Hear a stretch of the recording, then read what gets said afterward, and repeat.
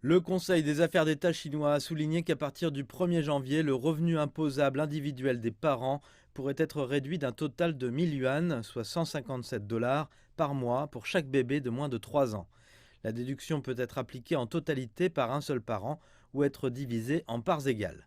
La mise en œuvre de cette politique est dans lien global avec les 6 déductions supplémentaires spéciales actuelles de l'impôt sur le revenu des particuliers.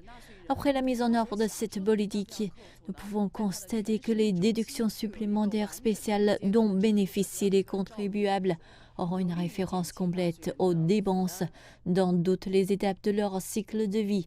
Cela permet de réduire la charge des contribuables. Il y a environ 42 millions de nourrissons en Chine âgés de moins de 3 ans. Un tiers d'entre eux ont besoin de services de garde d'enfants. Les familles chinoises avec de jeunes enfants dépensent au moins 1000 yuan par mois. Ce mois-ci, mon enfant a attrapé un rhume qui m'a fait dépenser environ 2 000 yuan à l'hôpital. Et puis ajouter l'argent pour la garde des enfants. Les dépenses de ce mois sont d'environ 4 000 yuan.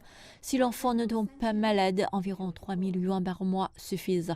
Les parents peuvent faire leurs demandes en se connectant à une application mobile où ils soumettent leurs informations fiscales pour approbation. Aucune paperasse pour le service des impôts n'est nécessaire. J'ai discuté de cette nouvelle politique avec ma famille.